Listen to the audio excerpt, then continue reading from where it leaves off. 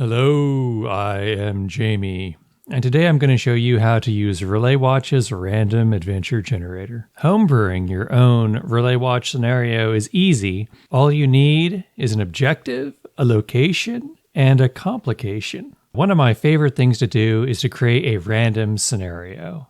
Grab a couple of 6-sided dice, roll them together. For example, you might have the heroes rescue victims of an earthquake somewhere in, on, or near a nightclub, while also dealing with psychic phenomena. And this is where the magic happens, because just from those prompts alone, you can extrapolate a whole scenario. The example we give in the book is perhaps a telekinetic teen wants to get back at her high school bullies, performing at a battle of the bands. So she uses her powers to literally bring the house down on the patrons of the Medusa. Instead of over-explaining it, I'm just going to show you how it's done. First of all, I have a couple of D6s you could hear. Ooh, snake eyes. Okay, so the objective is you have to rescue one or more drowning people. Now in the book, each one of these entries has an example, and you don't need to use this if you don't want to. Just to make it fun, I'm probably going to come up with my own. Now, Snake Eyes leads you to the first objective, which is rescue one or more drowning people. This is perfect. It is your classic lifeguard challenge. In the book, we say that generally scenarios are going to start with normal beach-type problems, and then slowly the weirdness will work its way in, and by the end of the scenario, the heroes will be facing off against whatever malevolent force was behind it the whole time. So most of the objectives you're going to find here are fairly normal.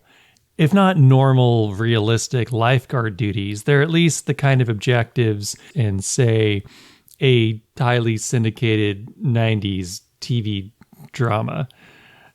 They do get fairly silly, but most of the objectives are not supernatural in nature. They're just kind of larger than life. So we're going to be rescuing one or more drowning people. Time for locations. 64. I'd just like to point out some of this great art by Jesse Ross. This depicts the Silver Reel. They are a cult. These people are out to track down lost films that they believe contain cosmic horrors, and they want to show them in private viewings and like release the monsters contained within.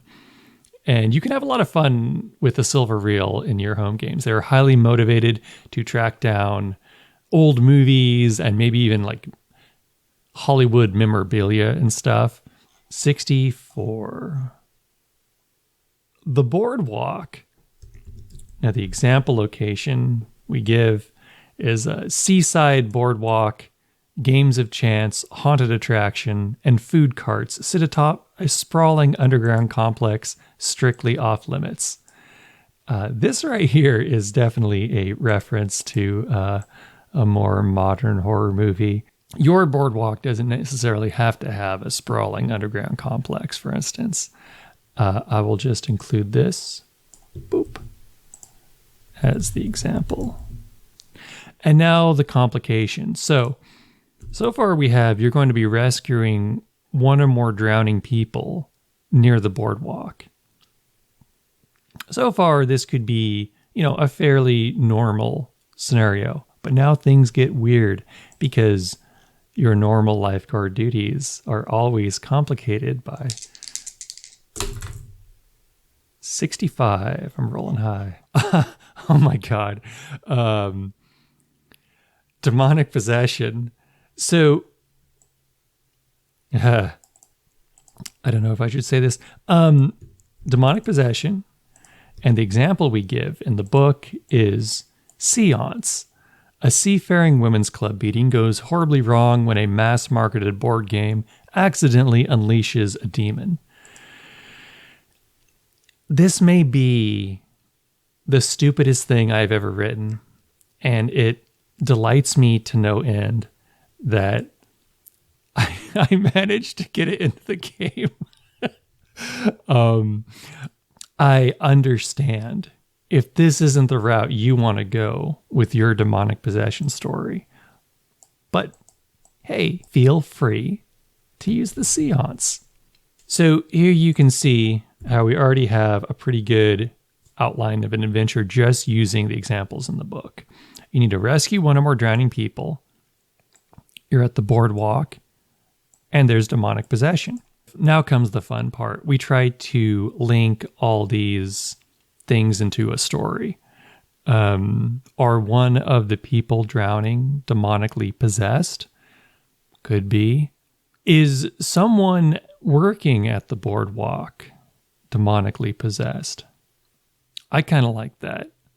I'm a big fan of haunted attractions, and I think a Ghoulies 2 kind of story where there's almost like this like traveling carnival atmosphere, and maybe there's like a downtrodden haunted house, people aren't going there, and so they like get a new attraction, and it happens to be like an authentic, like a mask or something. Let's see here. So a demon possesses people. Would the demon be possessing people and forcing them to kind of like wander out into the sea?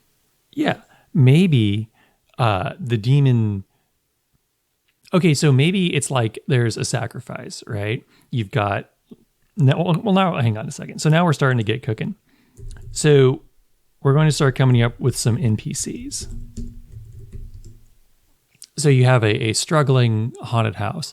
Maybe there's like a young kid working there, like a summer job, and he's like picked on by bullies and such. And he finds this demonic, whatever it is. Instead of a mask, I'd like it to be something like a full-sized, it could be like a suit of armor. Maybe there was like an old, like kind of like Knights Templar or something that got like possessed. And this rusted old suit of armor just kind of got passed down through curio shops and inherited, bought in estate sales and things like that.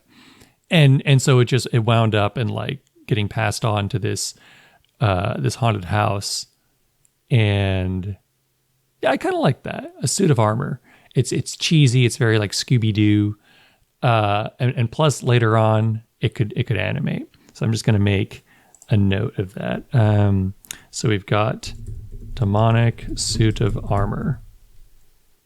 And as you can see, I'm already veering far off the seance. I'll just write up here, demonic suit of armor promises vengeance, slowly takes over the mind of a bullied teen working the haunted attraction, promising him revenge on his bullies in exchange, I can't type, for a number of sacrifices. Yeah, I like that. So the question is, how do the drowning people fit into this? Is the suit of armor like loaning the kid power to like kind of like bestowing him with like this like ability to dizzy people and force them to drown? I think we need something a little bit more than that, though. So I think it should be that people are drowning and like they're almost in like an amnesiac state. Yeah. People are drowning. Let's see. People keep wandering into the sea from the boardwalk. They have no memory of how they got into the ocean. The last thing they remember is entering the haunted attraction. I kind of like this. So I know I've said a suit of armor, but we happen to have these awesome charts in the back. Buried treasures. Buried treasures are perfect if you need a cursed object, something for cultists to want to hunt down, some weird thing that a person finds on the beach, and then like their life starts going haywire and monsters start chasing them. Whatever. Let's see what kind of buried treasure we have here. Snake eyes again? Oh, wow. A golden crown circled with shark teeth. Okay. I think that kind of changes everything. So it definitely sounds like something that might show up in a haunted attraction. So I'm just going to take out a demonic suit of armor, and I'm replacing it with a golden crown circled with shark teeth. Contains a malevolent spirit. Right. So I'm also kind of thinking that like this should be some kind of like Poseidon or like Aquaman, like Trident at maybe an Atlantean kind of a room, or as me and my dear friends are fond of saying, mermaids. Are they monsters? And in this case, yes, mermaids are monsters. I think that this could be like some kind of like monstrous mermaid room, or, you know, AKA a siren, if you want to go there. A seaside themed room in the haunted attraction. There is a seaside themed room in the haunted attraction. You have like with animatronic mermaids who bare their fangs when people get close. Recently, the owner found a golden crown circled with shark teeth and brought it in as a prop. So all this is like, I mean, this is like basically like background material. If you were going to write out your own adventure, which is where this is all heading, you wouldn't just write location, complication, objective. You know, you need more than that. But these three things kind of like give you the theme, the whole point of your adventure with these three things alone. This is really your creativity jumpstart. Like I can tell you right now, when I sat down to write this, I had literally no idea what I was going to be doing.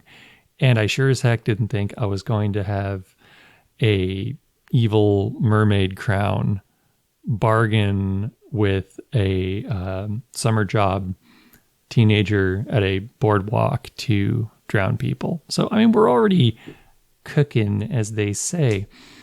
So, who are some of these people that need saving? I think 3 is a good solid number. We have here 36 people who need saving. Let's roll up some fun time victims. 61. It's like all snake eyes and 60s today, I swear. So 61 is Skip Vaughn. He's a goofy bachelor party attendee. That is, I think, a perfect first victim. Because, like, you know, you're thinking like a day drinking bachelor party dude. It's not too surprising that he's going to, like, you know, wander out and start drowning. I don't think that's going to make anyone terribly suspicious. So we have victim 1, Skip Vaughn.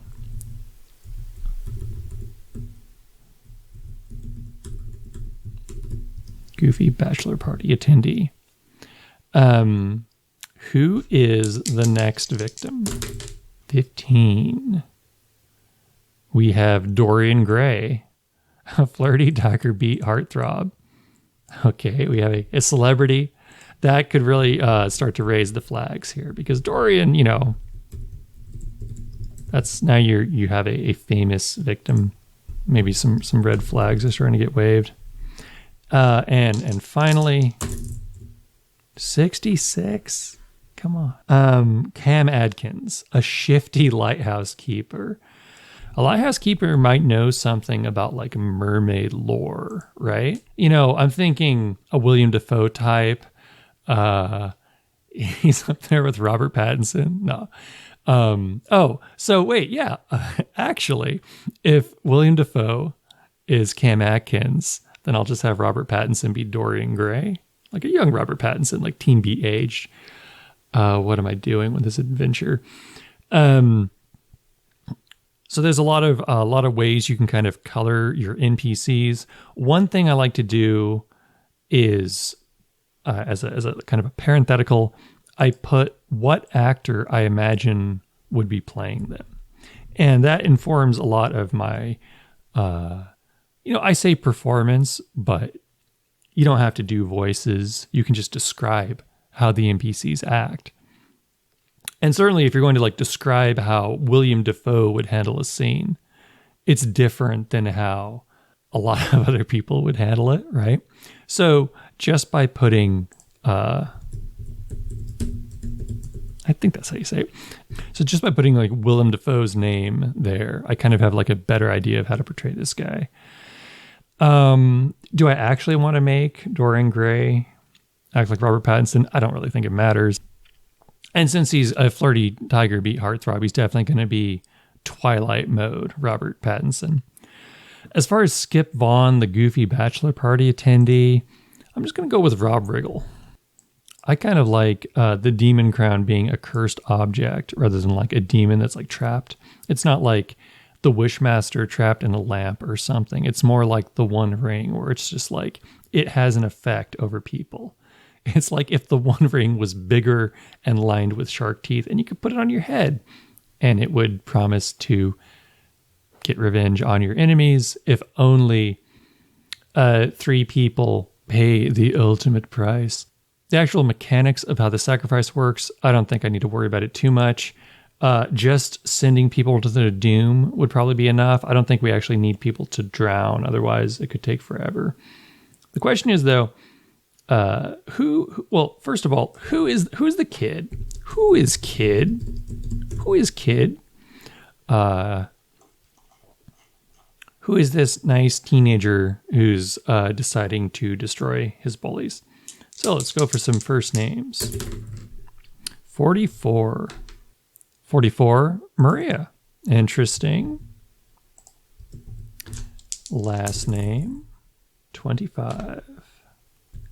Gamel.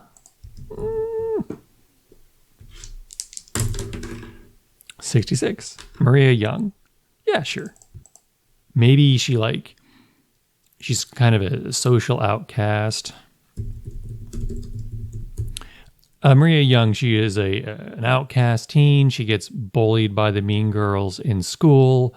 Maybe she seeks refuge in the local video store. She loves horror movies, and that's what attracted her to the haunted attraction. Thank you. I am a writer.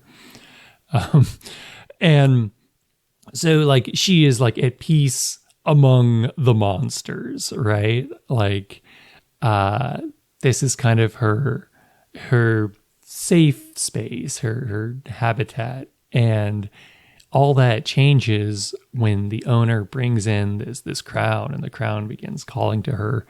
And I'm thinking she definitely puts it on. The shark teeth. Ooh, okay. So I think in order to hypnotize people and make them drown, you need to put on the crown. So basically, like, Maria will find a random person, maybe who goes in alone, right? Or who straggles, stays behind, messing around in the mermaid room. And she's like, oh, check it out. Check out that crown. Yeah, put it on, blah, blah, blah. And then if you put it on, like the shark teeth kind of like prick your forehead. And like as soon as it draws blood, you are under its spell and you just turn around and like lemming march into the sea, completely helpless to keep yourself alive, which could be a cool clue. So I should start laying this out the way I think at this point, we're basically beyond. We've come up with our location, our complication, our objective. We should probably start formatting this like an actual adventure. So mission brief. A mission brief is kind of like it's both like a 1 or 2 sentence elevator pitch for the adventure and it combined with like read aloud text. Like I try not to put spoilers in my mission briefs. Like if you want to just tell your friends, hey, what's this adventure about? You could put that in there. So a series of mysterious drownings defy explanation when the victims report they have no memory of how they got out to sea. And like that's not really a spoiler. And then over here we have the background. This is the explanation of what's actually going on for the referee's eyes only. An outcast teen under the spell of a demonic crown. An outcast teen under the spell of a demonic... Wait. An outcast teen... So background. An outcast teen who works at a summer job at the boardwalk's haunted attraction falls under the spell of a demonic crown, which convinces her to lure... Are they lured, though? Which convinces her to sacrifice people in exchange for revenge against the mean girls who torment her at high school. That's fine. It's not great, but, it'll do. Down here's our key figures. I'll think of some kind of like personality traits for this crown to help the referee kind of portray it like its creepy voice. When you wear the crown, your ears pop like you're deep underwater. Your hearing floods with the sound of waves and voices telling you, go into the sea. Now, do we want to stat out the mean girls? I don't know. I don't really know if it's necessary. Under designing an adventure with some more great art by Jesse Ross, I say, there's no wrong way to write a scenario, no right way to write a scenario. You don't have to follow the format that we use in the book, but there are some things I would recommend you include. And like one is like a strong start with a clear goal. It's good to give players an objective within the first 5 minutes. In this case, it will be save the drowning victim, and then they'll kind of like start to get clued into the fact that this drowning victim says he has amnesia. Then there's someone to care about. Now, this is this is important. Usually this is like the victims of whatever monsters are out there. It's good to have sympathetic figures that people are going to want to save. I don't know if that's Maria Young. I'd like to think so. She's bullied. She's under the spell of this awful artifact. And yeah, she's sacrificing people. If we flesh her out a bit more, I would say she could be like redeemed at the end of the adventure. Maybe she will try to fight the crown or help the heroes. Another option would try to be make one of the victims more likable. I don't think it's Skip Vaughn because I don't like Rob Riggle. I don't know if it's Dorian Gray. Robert Pattinson has developed into a fine actor, but I think a flirty teen beat heartthrob is just kind of like funny. I do think Cam Atkins might be the way to go here, because we have, as Shifty Lighthouse Keeper, I bet Cam knows a lot of stuff. I think Cam might be like an interesting twist. Like, what if after the first two victims, the haunted house or the haunted attraction gets shut down, and then Maria Young would kind of have to like make a decision where she like kind of crosses kind of like maybe an irredeemable threshold, where it goes from like tricking people to put on the crown, which is kind of like a transgression, like that scene in Cabin in the Woods where like the people have to like willingly mess with the haunted stuff. And even if they're kind of nudged in that direction, you can't just shout out to the new Hellraiser remake. You can't just go around like stabbing people with an artifact to make them suffer the consequences of that. Well, maybe that is what we do here.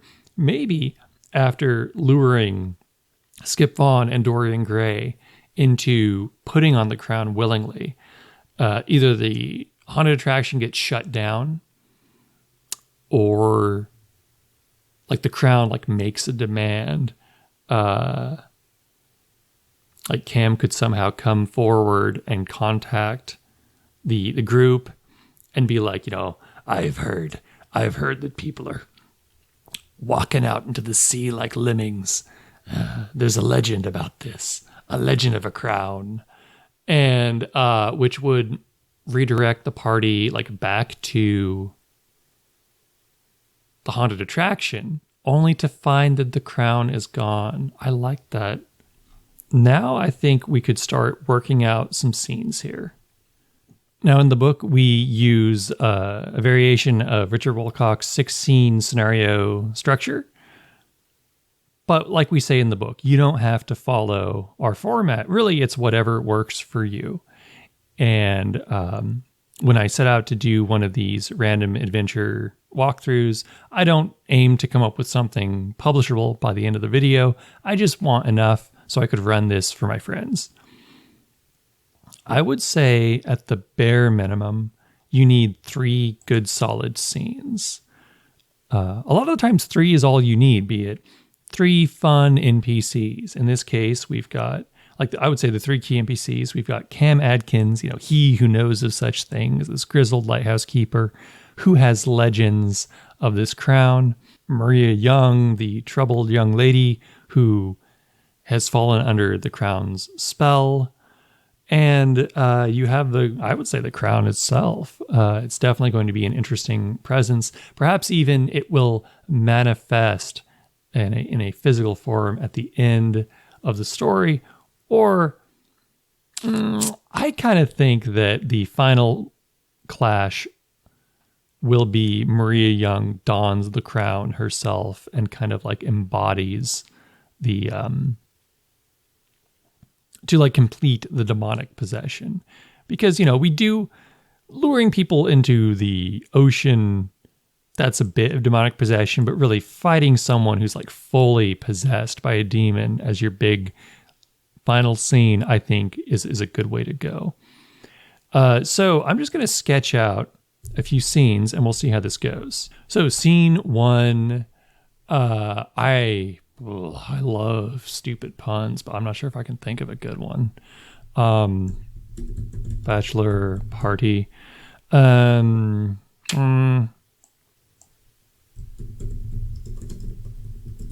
we go. Just an old Mystery Science Theater movie reference. Horror at Party Beach. So scene 1, during a rowdy bachelor party, the groom briefly disappears, only to show up, only to wind up drowning in the sea. He can't recall how he got there. The last thing he remembers is visiting the haunted attraction. Scene 2, the haunted attraction. this is perhaps where the group meet Maria Young, a nervous young woman who claims that she never saw Skip Vaughn. How could I make this more interactive? I'd like to do something where like it's possible to persuade her to give them a tour or intimidate her or something like that, but then they'll kind of put you on their bad side. Yeah, I kind of like that. It'll almost be like a branching kind of story where like it's kind of like this will be sort of a fail forward thing, right? So if the heroes pressure her that she'll give them a tour, but they'll wind up on her bad side. If they don't, her boss interrupts to say, no, Skip definitely was here. I saw him go into the mermaid room. This puts the boss on her bad side. That's kind of a fun way to play it. And we'll see how that turns out later. Like, obviously, I mean, if you go in and you're just like, you know, show us the room and like, you know, being a big jerk about it, you don't know she's responsible for this. That's not the way to play it. And now it's going to come back to bite your butt. Fortunately, you probably have at least one lifeguard in your group. I think the game would like you to have at least one lifeguard in your group. 3 of the 6 example classes are lifeguards, or in the case of the medic, a / lifeguard. And either way, you know, you're gonna need to help some folks who need it. What I'm trying to say is, okay, so they visit a room of toothy mermaids, one with a golden shark tooth crown on her head. We probably don't want them messing with her at this moment. So I'll just put one behind glass, has a golden shark tooth crown on her head. Before they can examine it further, there's another victim. Okay, so that's a lot. That's a lot of stuff happening there. Not really many roles. You could do roles to, you know, there could be crafty roles to recollect lore about the crown. There definitely could be brawny roles to intimidate poor Maria Young. There could be crafty roles just to search around. Maybe someone wants to like sneak in agilely, which is fine. Writing down a scenario for Relier Watch or any game based on TriCube is always interesting because there's always going to be challenges, but it's the approach that the players take which really determine what the challenge is. So that's why we say in the book, create challenges and let players worry about the solutions. You know, the problem here is that you've got the person you come to for information doesn't want you to have that information because they are directly responsible for this attempted murder. And how the party is going to deal with this situation is up to them. So it is sure you could like sit down and write a whole bunch of example challenges that they might face. And indeed, there's nothing wrong with that. If you find, you know, it's like smart prep. If you have trouble coming up with appropriate challenges on the fly, by all means, sit down and like write them out like a list. We do that in the book because we want to make running an adventure as easy as possible. And some folks do have trouble thinking on their feet, and there's nothing wrong with that. We all have things that we're good at and things that we need a little help with. If you are comfortable freestyling challenges in a scene, and all you need is like the premise, then what we have on this page here, like this is enough. And you don't need to put, like swimming out to the victim in time, that's an agile challenge. Dragging them to shore is a brawny challenge. Giving them CPR is a crafty challenge. All those examples we have in the book, you could add them here. You don't need to. It's totally up to you. So scene 3. Oh God.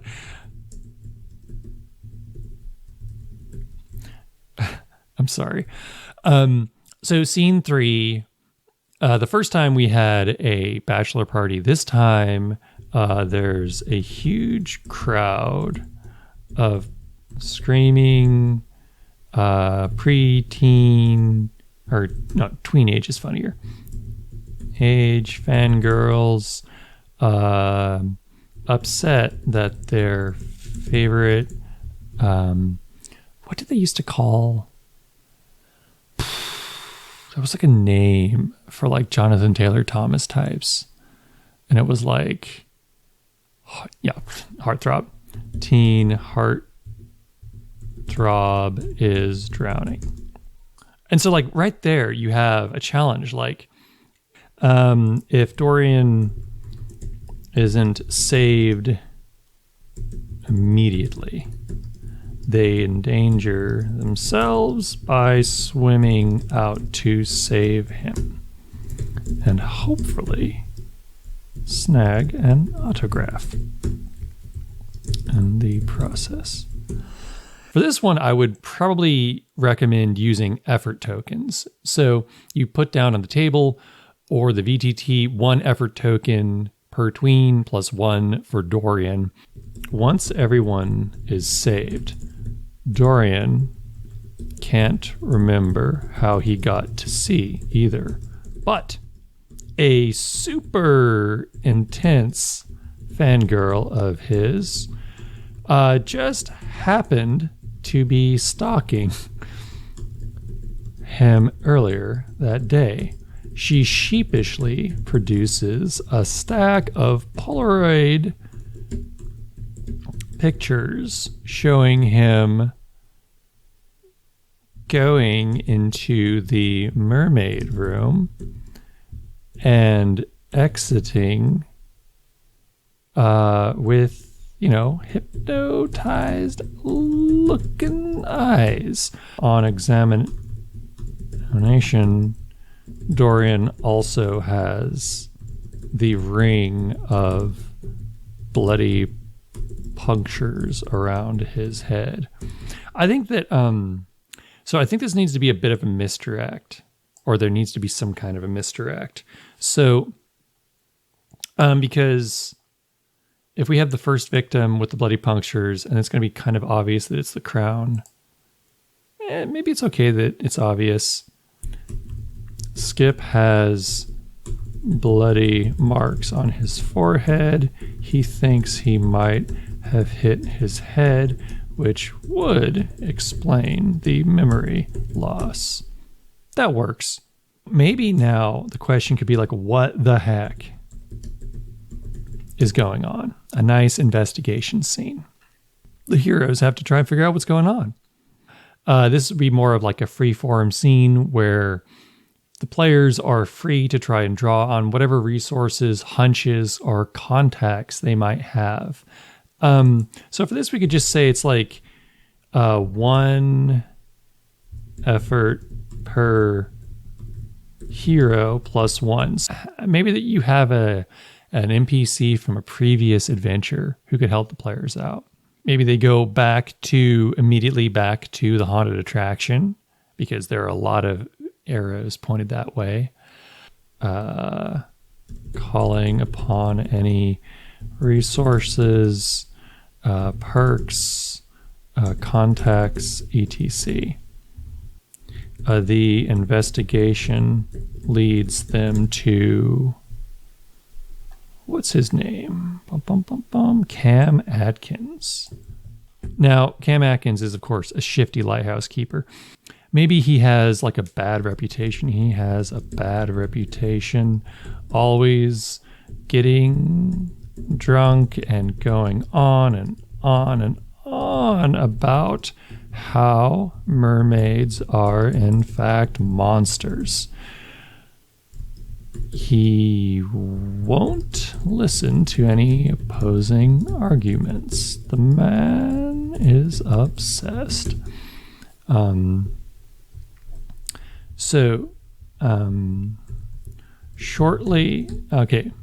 Given that 2 people drowned after visiting the haunted attraction, nearly drowned in one day, it's temporarily closed for business after being pressured by Dorian's agent. If the heroes sneak in, the crown, the shark tooth crown, is no longer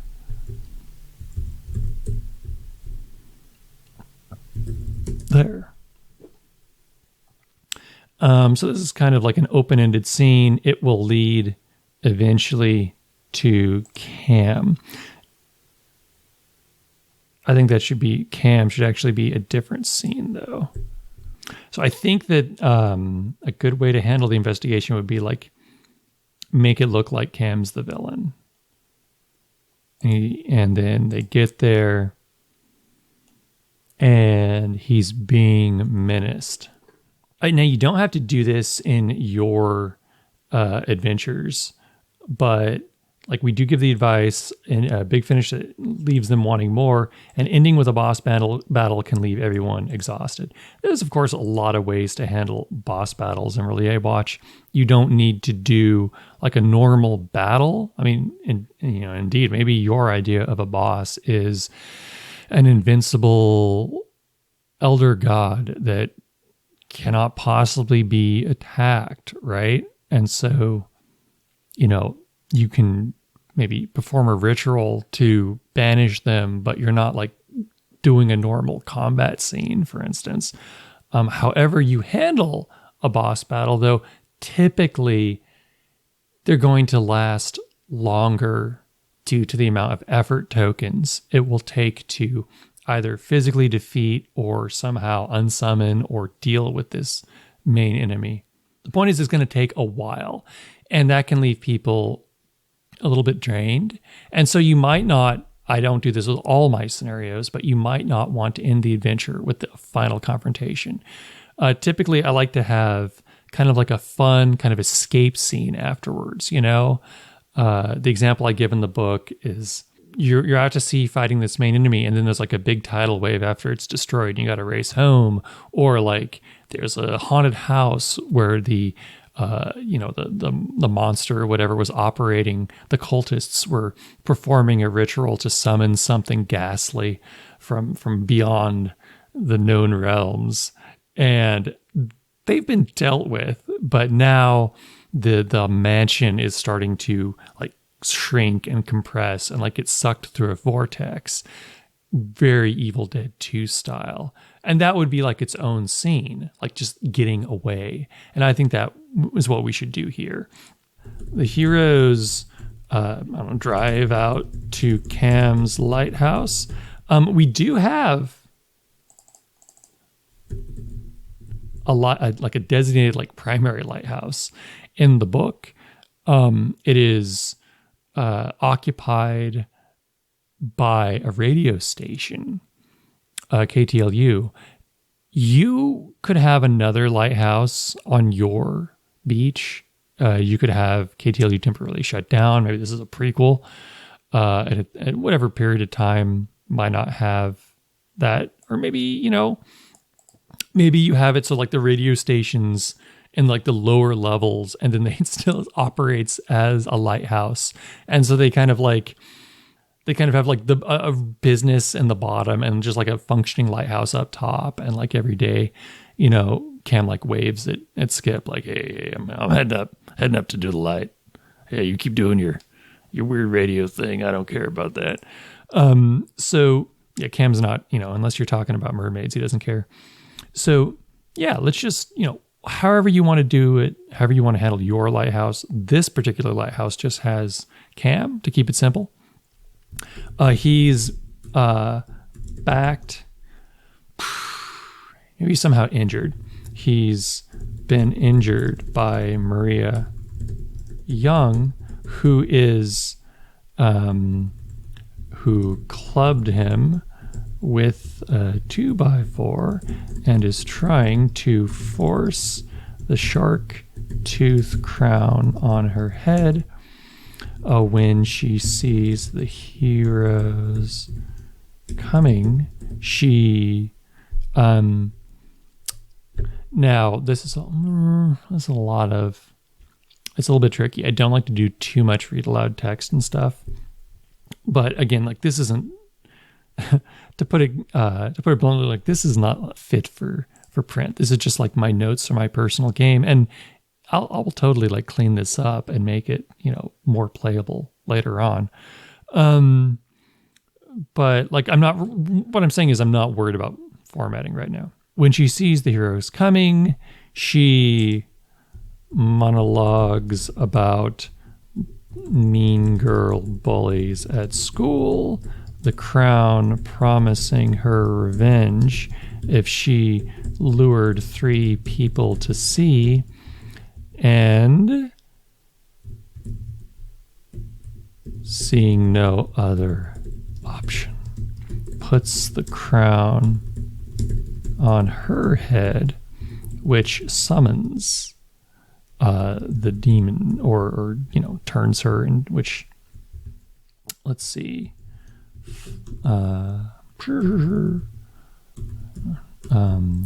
fully possessed, she attacks. Now you could make it so she's like going to try and eat the lighthouse keeper if you want to add like multiple objectives. It's always fun to have during a fight scene to have it so it's not just like heroes and villains punching each other, but to have like she's can the heroes stop her from eating Cam?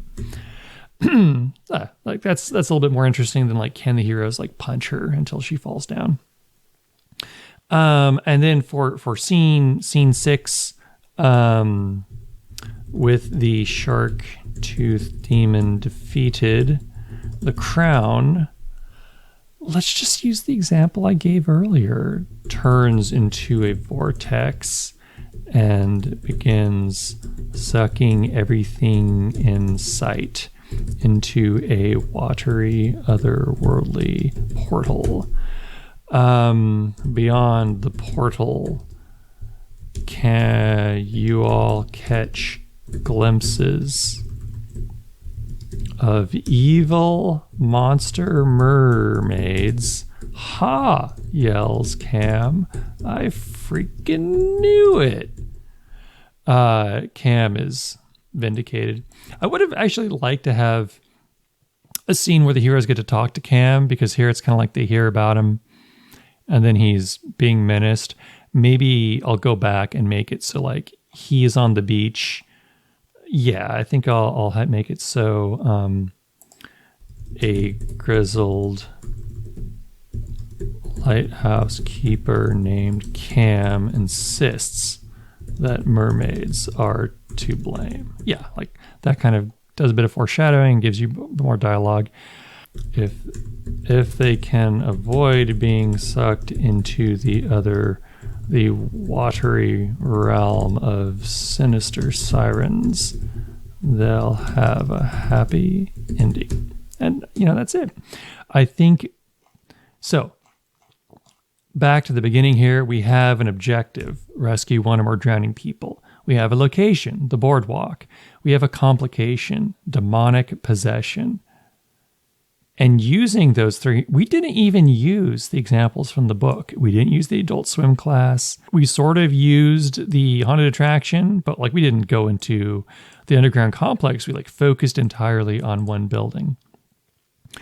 And finally, we have demonic possession, which is very, some would say thankfully different than the example I give in the book.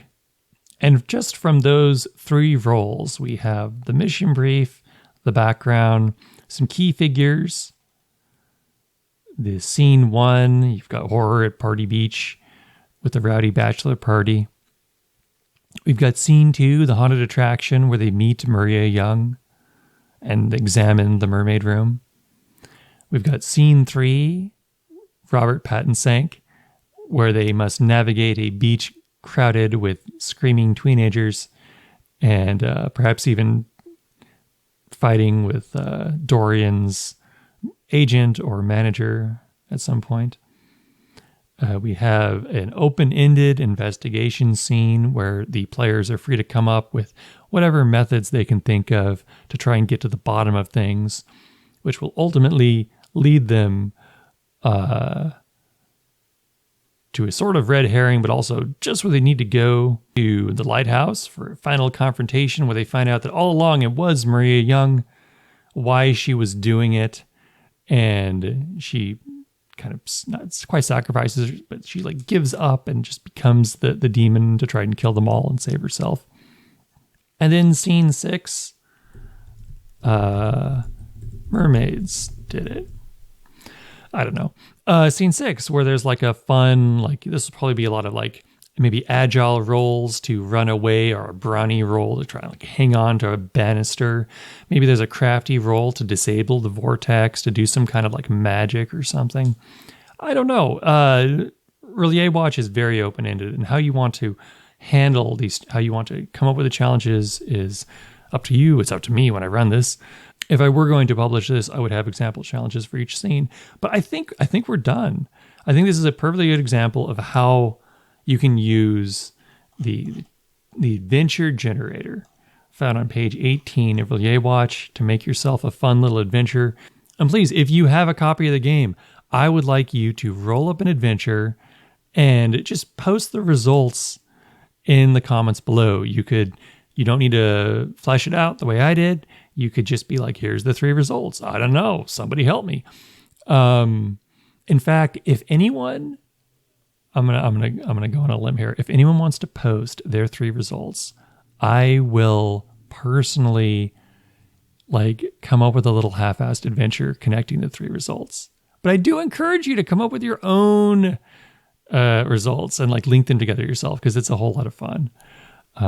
Okay. So this ends the final For Now tutorial of R'lyeh Watch.